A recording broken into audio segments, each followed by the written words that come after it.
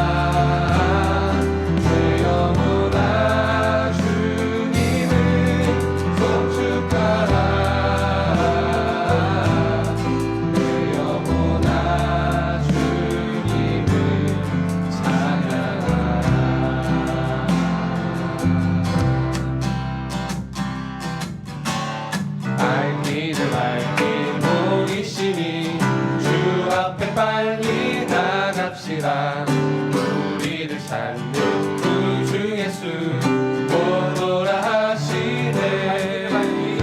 날 길을 맑히 보이시니 주 앞에 빨리 나갑시다. 우리를 찾는 구주 예수 오노라 하시네.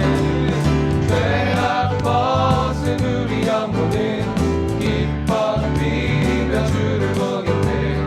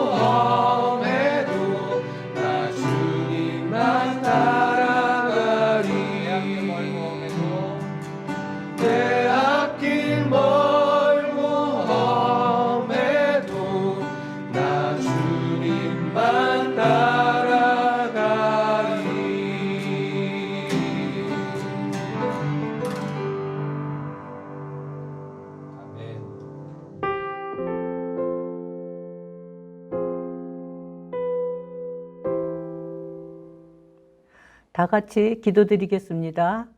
사랑과 은혜가 풍성하신 하나님, 항상 우리를 지켜주시고 은혜 가운데 살게 하시며 다시금 주 앞에 나와 예배드리게 하시니 감사합니다. 말씀대로 살지도 못했고 순간순간 제 가운데 살고 있는 우리를 용서하여 주시옵소서. 무겁게 누르는 근심의 짐을 가볍게 하여 주시옵소서. 나라와 열방을 위해 기도합니다.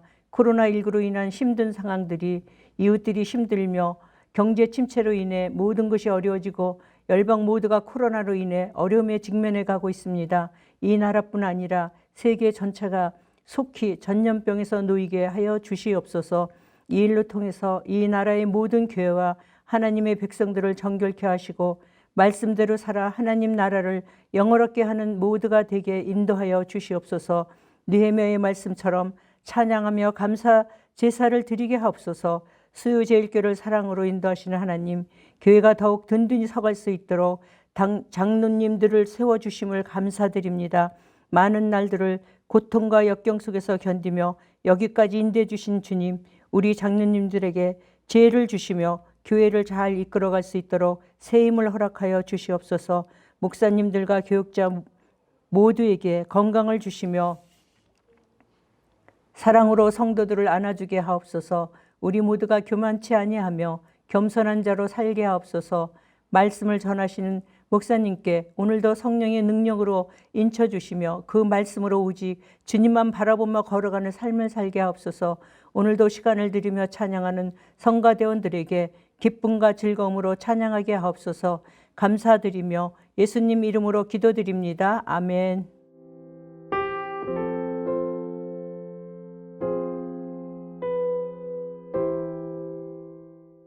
오늘 우리에게 주신 하나님의 말씀은 느헤미야 12장 27절에서 30절까지 보도록 하겠습니다. 예루살렘 성벽을 봉헌하게 되니 각처에서 레위 사람들을 찾아 예루살렘으로 데려다가 감사하며 노래하며 재금을 치며 비파와 수금을 타며 즐거이 봉헌식을 행하려 하매, 이에 노래하는 자들이 예루살렘 사방들과 누도바 사람의 마을에서 모여들고 또 백길갈과 게바와 아스마웨 들에서 모여들었으니, 이 노래하는 자들은 자기들을 위하여 예루살렘 사방의 마을들을 이루었음이라. 제사장들과 레위 사람들이 몸을 정결하게 하고 또 백성과 성문과 성벽을 정결하게 하니라. 아멘.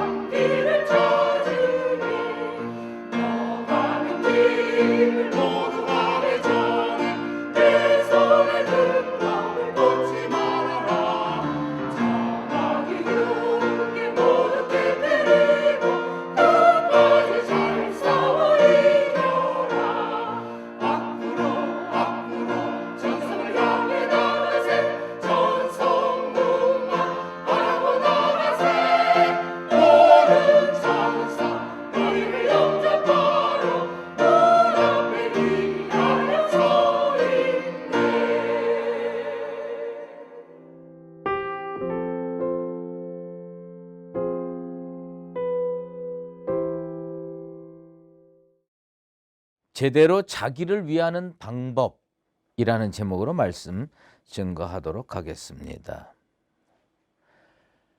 강성해지는 나라는 그 이유가 있고요. 망해가는 나라에도 그 이유가 있습니다.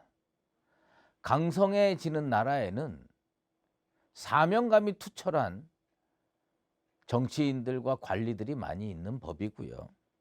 망해가는 나라들에게는 부패한 관리들, 나라의 돈을 빼먹는 나쁜 사악한 인간들이 많게 되어 있습니다. 유다는 사실 어떤 점으로 놓고 볼 때는 히스기야 시대를 정점으로 심하게 내리막길을 걷게 되는 망해가는 나라의 징조를 보이게 됩니다. 하나님은 이사야 선지자에게 어느 날 갑자기 셈나라고 하는 사람을 찾아가도록 만듭니다. 셈나는 국고를 맡은 자입니다. 오늘 우리나라로 표현하면 재정부 장관이요, 재정부 혹은 경제 관료라고 볼 수가 있습니다. 그는 국가의 재정을 총괄하는 사람이었습니다. 청렴하게 자기의 일을 할 수도 있었고 부패하여 나라를 망치는 데 앞장설 수도 있었습니다. 그런데 오늘 성경을 읽어보면 셈나의 마음속에 작동하는 한 가지 원리가 있었어요. 그 원리가 뭐냐? 자기를 위하여라는 인생 철학입니다. 사람은 누구나 다 자기를 위하여 삽니다. 그것은 본능이에요. 그렇다고 해서 한 국가의 재정을 주관하는 자리에 있는 사람이 무턱대고 자기를 위하여 국가의 재물을 착복하고 자기 개인을 위하여 권력을 남용한다면 지혜롭고 올바르게 직무를 감당하고 있는 것이 아닙니다. 셈나는 국가의 녹봉을 먹고 사는 사람으로서 기본이 잘못되어 있는 사람이었습니다. 오죽하면 하나님께서요, 이사야 선지자를 보내서 심판의 말씀을 선포하라고 명령을 내리셨겠습니까? 그는 이 셈나라는 사람은 자기를 위한다고 일을 했지만 결국 어떤 일을 하게 된 거냐? 자기를 위하여 묘시를 판 거예요. 뭐냐? 죽을 자리를 판 사람이라는 뜻입니다. 살 자리를 파야지 죽을 자리를 파면 되겠습니까? 이사야 22장 17절에서 19절 말씀입니다. 너는 단단히 결박하고 장사같이 세게 던지되 반드시 너를 모질게 감싸서 공같이 광막한 것에 던질 것이라. 주인의 집에 수치를 끼치는 너여, 내가 그곳에서 죽겠고 내 영광의 수레도 거기에 있으리라. 내가 너를 내 관직에서 쫓아내며 내 지위에서 낮추리니. 하나님은 그 사람을 어떻게 보고 있느냐? 주인의 집에 수치를 끼치는 사람이라고 봤습니다. 그래서요, 공처럼 해가지고요, 광막한 광야 사막에다가 집어 던지고 싶다고 말을 했습니다. 여호와 하나님, 국가에 해를 끼치는 셈나를요 관직에서 쫓아내시고 그를 대신하여 엘리야김에게 국가의 재정을 맡기시기로 작정하십니다. 21절에 보면 내 옷을 그에게 입히며 내 띠를 그에게 띄워 힘있게 하고 내 정권을 그의 손에 맡기리니, 이렇게 말씀하고 있습니다. 하나님은 셈나를 정권 맡은 자리에서 끌어내리고 그 자리를 엘리야김에게 넘겼어요. 그리고 놀라운 일이 벌어집니다. 우리가 이거는 예수님에게 해당되는 표현이라고 생각하지만 다윗의 집 열쇠를 이제 누구에게 맡기느냐? 엘리야김에게 맡깁니다. 그에게 무소불위의 권력을 부여하십니다. 열면 닫을 자가 없고 닫으면 열 자가 없는 막강한 권력을 엘리야김에게 허락하십니다.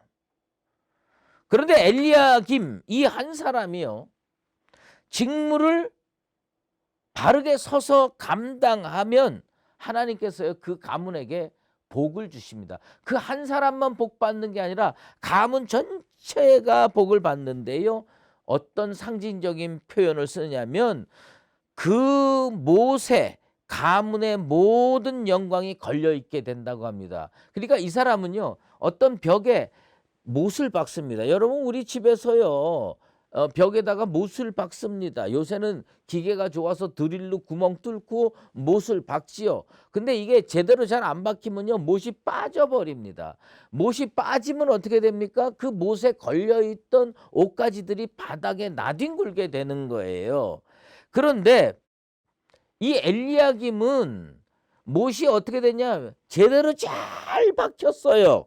그래서 작은 그릇, 종지에서부터 큰 항아리까지 주렁주렁 매달려도 이 못이 흔들리지 않고 견고하게 박혀 있다고 말씀하고 있습니다.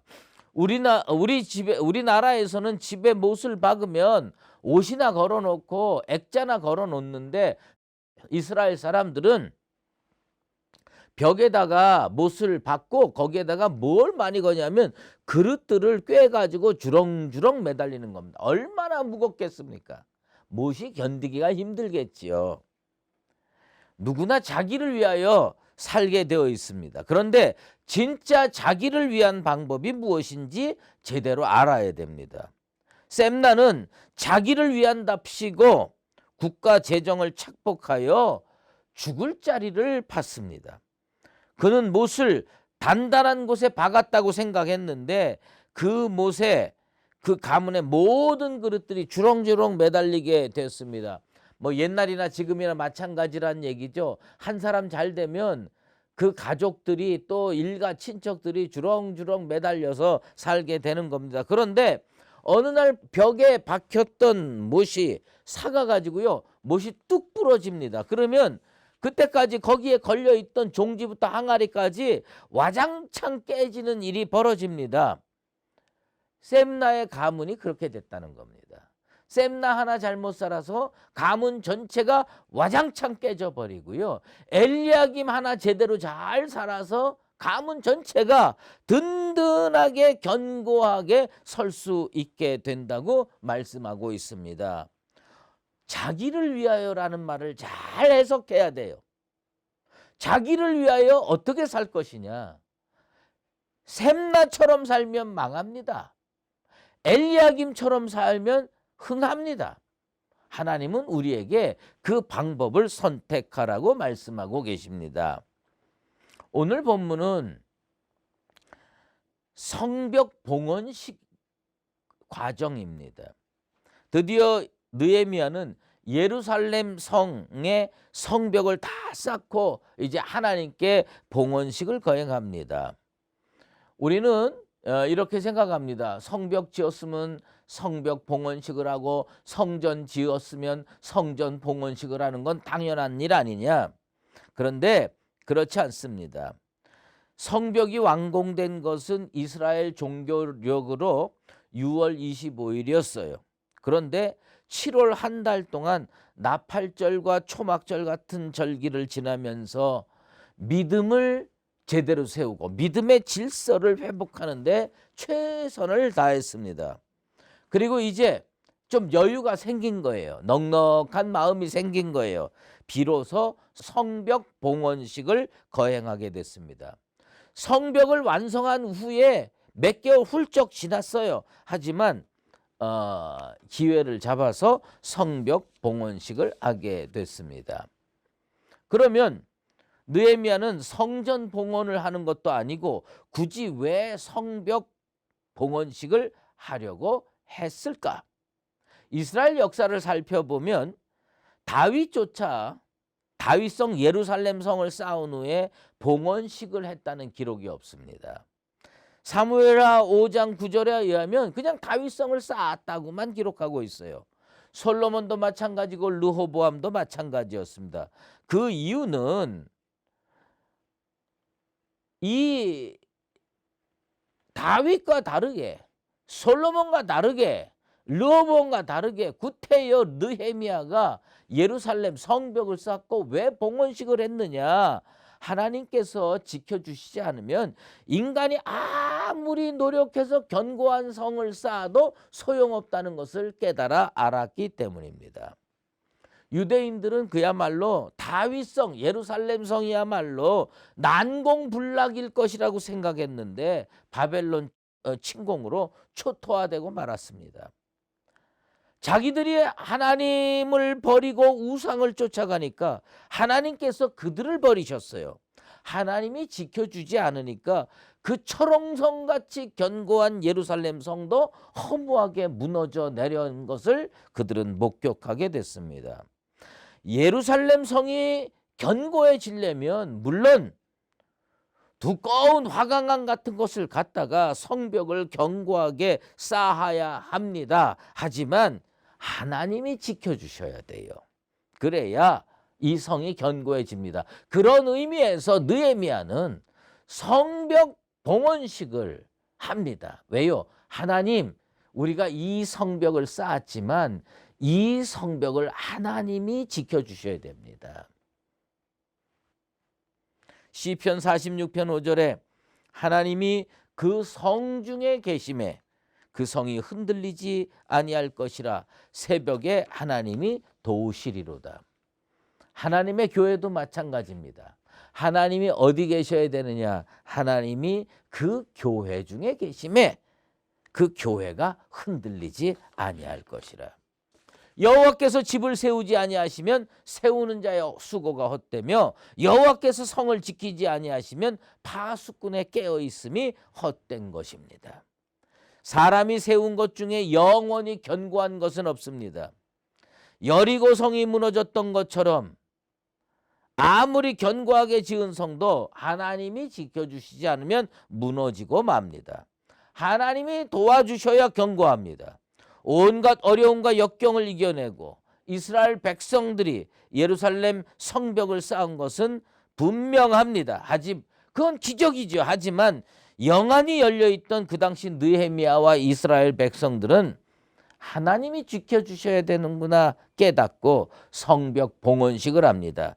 하나님께서 이 모든 과정을 지켜주시고 주관해 주셨음을 깨닫고 감사와 찬양을 하나님께 돌렸던 것입니다. 사도 바울의 고백처럼 내가 나된 것은 하나님의 은혜로 된 것이니 이 성은 하나님의 은혜로 쌓았습니다. 이 교회는 하나님의 은혜로 세워졌습니다. 이런 신앙 고백을 할 줄 아는 우리가 되기를 바랍니다. 목사로서 지도자 느헤미야는 참으로 자세가 올바른 믿음의 사람이라는 생각이 듭니다.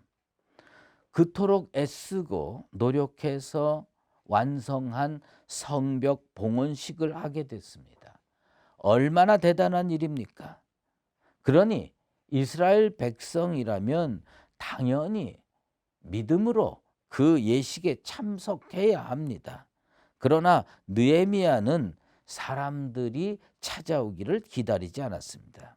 그는 흩어져 살고 있는 레위 사람들을 찾아갔습니다. 일종의 소집령이 발효되었습니다. 레위 사람들을 찾아내어 데려왔습니다. 그리고 그들에게 노래를 시키고 제금을 치게 하고 즐거이 봉헌식을 행하게 만들었습니다. 어쩌면요, 그 레위인 중에서 생업이 바빠서 오고 싶지 않은 사람도 있었을 겁니다. 연주 실력이 부족하다고 느껴서 안 가려고 했는데 억지로 끌려온 사람도 있었을 겁니다.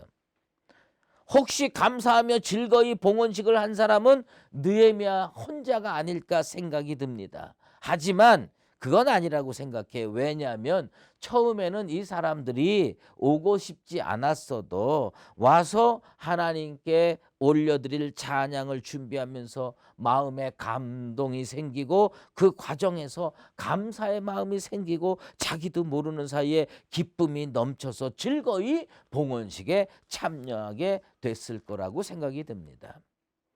오늘 우리 본문 27절과 28절 사이에는 묘한 차이가 드러납니다. 처음에는 느헤미야가 레위 사람들을 찾았습니다. 데려왔습니다. 봉헌식 준비를 시켰습니다. 그랬더니 흐름이 바뀌었어요. 그 시대에 살던 사람들의 영적인 흐름, 인생의 발걸음조차 바뀌었어요. 28절은요. 흐름이 달라졌음을 나타내는 결정적인 표현들이 나타납니다. 이에 노래하는 자들이 모여들고 또 한참 지나서 모여들었으니 이렇게 성경은 기록하고 있습니다. 처음에 느헤미야가 레위 사람들을 한 사람 두 사람 찾아갔어요. 그리고 그 사람들을 데려왔어요. 그리고 이걸 준비를 하다 보니까 그 소문이 발 없는 말이 천리 간다고 다 퍼져가지고 근처에 있는 레위인들, 근처에 있는 노래하는 사람들, 근처에 있는 수금 치는 사람들, 근처에 있는 나팔 부는 사람들이요 다 몰려오는 거예요. 모여오는 거예요. 이 흐름의 변화가 정말 감동으로 다가옵니다. 다시 말합니다. 처음에는 느헤미야가 찾아 나섰습니다. 그런데 나중에는 흐름의 전환이 일어나서 모여들게 됐습니다. 흔히 리더십 측면에서 느헤미야를 동기부여자라고 평가합니다. 모빌라이저. 이 사람은요. 별로 하려고 생각을 안 했던 사람들 마음속에 생각을 잘 집어넣어요. 그리고요. 기쁨으로 그 일을 감당하게 하는 거예요. 그걸 모빌라이저, 동기를 부여하는 사람이라고 하는 겁니다. 처음에는 그가 사람들을 찾아 나섰어요. 이게 동기부여가 돼서 사람들이 자발적으로 몰려옵니다. 얼마나 고무적인 일입니까? 이런 영적 흐름의 변화가 우리 교회에도 많이 일어나게 되기를 소망합니다. 이제 그 레위 사람들이 어디서 모여왔는지 성경은 29절에 기록하고 있습니다. 노래하는 레위인들은 비교적 예루살렘과 가까운 곳에 포진하여서 살았습니다. 벳길갈은 여리고 근처 2km 지점에 있었습니다. 게바는 예루살렘 북동쪽에 8km 지점에 있었습니다. 아스마웻은 예루살렘 북동쪽에 9km 떨어진 곳에 있었습니다. 그들이 예루살렘 근처에 거주지를 정한 분명한 이유가 성경에 나옵니다. 나는요, 그들이 왜 예루살렘 근처에 살았을까? 그들이요, 성경에 이렇게 표현합니다. 그 이유를 자기들을 위하여, 히브리어로 라헴이라고 합니다. 자기들을 위하여 라고 설명합니다. 이것들은 오늘날 우리로 얘기하면 자기 이익을 위하여, 자기 편의를 위하여 이렇게 해석하면 곤란합니다. 레위인들이 왜 예루살렘 근처에 포진해서 살고 있었느냐? 내 하나님 성전에서의 직무가 무엇이냐? 이 직무를 효과적으로 감당하기 위해서 나는 예루살렘 근처에 살아야 되겠다. 예루살렘에서 멀리 떨어져 살면 나팔절이 와도 올 수 없고, 유월절이 와도 올 수 없고, 장막절이 와도 올 수 없고, 이런 거예요. 그래서 그들은요, 성전에서 봉사를 요구할 때면 언제든지 즉각적으로 응하기 위해서 멀리 살지 아니하고 예루살렘 가까이에 8km 지점에 10km 지점에 이렇게 거처를 정하고 살았습니다. 우리로 얘기하면 대전에 살던 사람이, 청주에 살던 사람이 하나님 잘 섬기기 위해서 어디로 이사 왔느냐? 요 창신동에 이사 오고, 이화동에 이사 오고, 연건동에 이사 오는 것을 뜻하는 것입니다. 하나님께서 원하시는 것은 뭐냐? 그런 태도를 원하시는 겁니다. 믿음이 없으면 하나님을 기쁘시게 못한다는 말씀처럼 그들은요, 믿음이 있었어요. 내 직무가, 하나님 성전에서 직무가 뭐냐? 성가대원이다. 노래하는 자다. 그러면 정말 하나님 사명을 맡기실 때 그걸 잘 감당하기 위해서 거주지도 정해야 되겠다. 29절에 이런 말씀이 있죠. 이 노래하는 자들은, 난 이 표현이 중요해. 이 노래하는 자들은 성경이 느헤미야 요걸 강조하고 싶은 거예요. 이 노래하는 자들은 자기들을 위하여 예루살렘 사방의 마을들을 이루었습니다. 자기를 위하는 게 뭔지를 정확하게 알아야 돼요. 여러분, 자기를 위해서 하나님 성전에서 멀리 가야 되겠다. 이거 하나님 좋아하지 않아요. 하나님은 어떤 걸 좋아하느냐? 자기를 위해서 하나님께서 맡기신 일을 잘 감당하기 위해서 성전 근처에 살아야 되겠다. 얼마 전에 어떤 권사님이 저한테 이렇게 물어봅디다. 나 참 그 말씀 듣고 참 감동을 받았어요. 목사님, 우리 교회가 언제 자리를 정하고 언제 교회를 짓고 언제 이런 일들을 합니까? 그리고 목사님, 그 장소가 어디입니까? 제가 이제 조금 있으면 이사를 해야 되는데 이왕이면 우리 교회가 성전으로 내정된 땅이 있다면 저는 그 근처로 이사하고 싶습니다. 제가 그 말을 듣고요, 얼마나 감동하고 감사했는지 모릅니다. 5월의 장미꽃 참 아름답죠. 요즘에 길거리 다녀보면요, 장미꽃이 빨갛게 예쁘게 피었습니다. 그러나 더 아름다운 일이 있어요. 그것은 뭐냐면 하나님께 충성하기 위하여 맡겨진 직무를 제대로 잘 감당하기 위하여 그 당시 느헤미야 시대의 사람들, 레위인들처럼 예루살렘 근처 사방의 마을을 만들어서 함께 사는 레위인들의 모습, 이 땅에서는 잘 구분이 안 되고 잘 보이지 않을지 모릅니다. 요새 드론 띄우면요, 사진을 보면 위에서 내려다보면 우리가 알던 마을이 전혀 아니라고 느껴지는 겁니다. 근데 되게 멋있더라고요. 영적인 드론을 띄워서 수유제일교회 성도들이 여기저기 흩어 살지만 하나님을 잘 믿기 위해서 이룬 모습을 영적인 드론으로 찍어 놓으면 5월의 붉은 장미보다 더 아름다울 것이라고 저는 생각합니다. 하나님이 부르시면, 하나님이 일을 맡기시면 언제든지 달려갈 거야. 그런 마음으로 살아야 됩니다.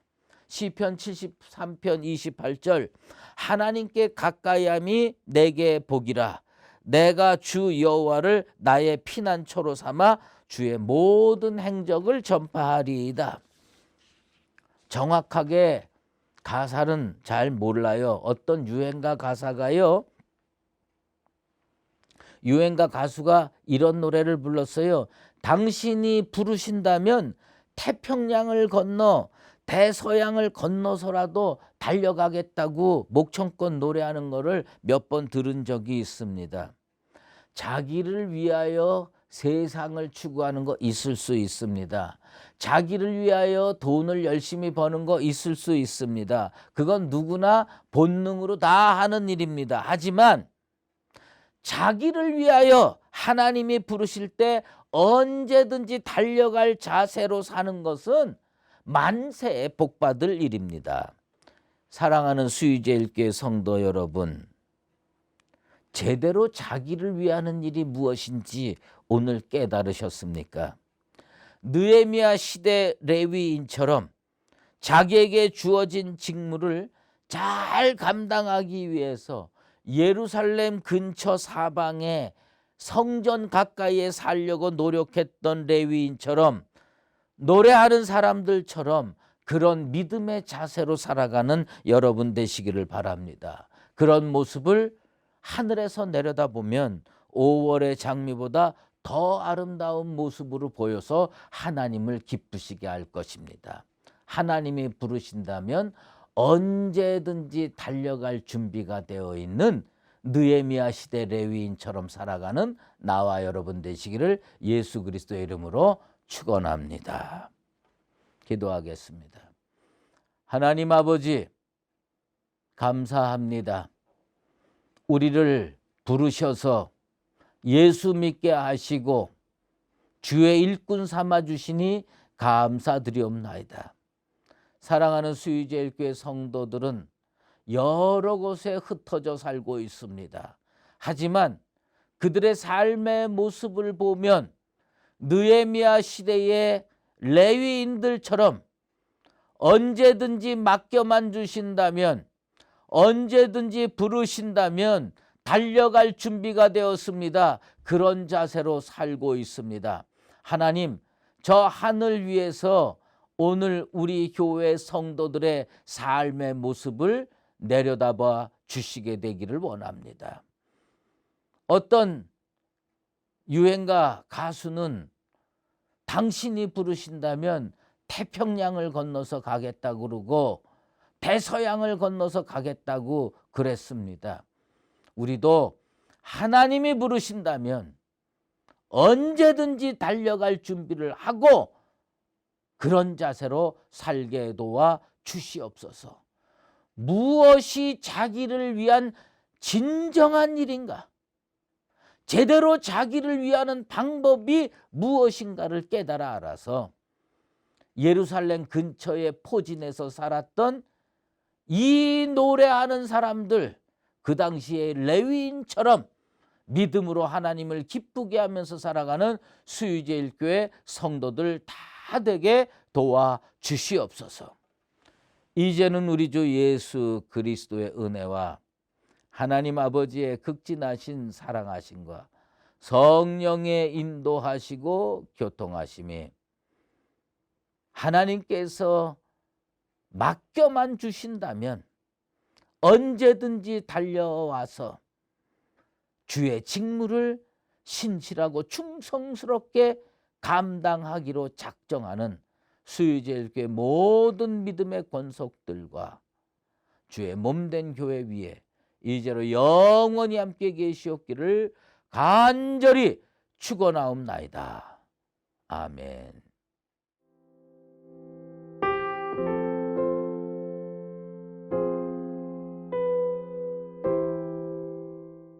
이 시간 주신 말씀을 기억하며 함께 기도하는 시간 갖도록 하겠습니다. 먼저 말씀을 생각하며 기도하실 때에 수유제일교회의 영적인 성벽이 재건되도록 우리를 사용하여 주옵소서 기도해 주시고, 온 성도들이 담임 목사님을 중심으로 마음을 함께하여 교회를 건강하게 일으키게 하여 주옵소서 기도해 주시고, 또 성령의 지혜로 선한 일을 분별하는 믿음의 사람들 되게 하여 주옵소서라고 기도해 주시기를 바랍니다. 다음으로 나라와 민족과 세계 열방을 위하여 중보하며 기도할 때에 먼저는 전염병으로 고통받고 있는 세계 열방을 위로하여 주옵소서, 또 이 사회가 정직하고 공의롭게 서게 하시고 모든 것 위에 사랑이 더해지게 하여 주옵소서 기도해 주시고, 또 대한민국의 정치 지도자들이 하나님을 두려워하며 정직하게 나라를 섬기게 하여 주옵소서라고 기도해 주시기를 바랍니다. 끝으로 교회와 성도를 위하여 함께 기도하실 때에 먼저는 병상에 있는 성도들의 건강을 주님께서 지켜 주옵소서 기도해 주시고, 우리 다음 세대가 영적으로 성장하여 많은 아이들이 찾아오는 교회, 또 이 교회를 통해서 우리 아이들이 성장하는 교회 되게 해 달라고 기도해 주시고, 또 우리 수유제일교회 성도들의 가정이 예배가 회복되고 믿음이 회복되며 온 가족들이 함께 한 교회를 섬기는 그런 믿음의 역사가 일어나게 해달라고 교회와 성도들을 위해 기도해 주시기를 바랍니다. 마지막으로 개인 기도 제목으로 함께 기도하면서 주신 기도 제목 갖고 함께 기도하도록 하겠습니다. 기도드리겠습니다. 하나님 아버지 감사합니다. 이 수요일 주님 앞에 나와서 함께 예배드리고 또 말씀 붙들고 기도할 수 있는 시간 허락하심에 감사드립니다. 주님, 영상으로 주님 앞에 함께 모여 있습니다. 우리가 어느 곳에서 무엇을 하든지 한 성령 안에서 한 마음 한 뜻을 품고 주님 나라를 위해 주님의 몸된 교회를 위해 기도하고 중보하는 주의 성도들 다 되게 하여 주시옵소서. 주신 말씀을 기억하며 기도합니다. 하나님, 온 수유제일교회 성도들이 영적인 성벽을 재건하며 이 교회를 주님이 임하시는 성전이 되게 하기 위하여 애쓰고 노력하며 기도할 수 있게 하여 주시고, 하나님 각 가정마다 주님께서 그러한 비전과 주님 능력을 허락하셔서 기도로서 주님 동참할 수 있게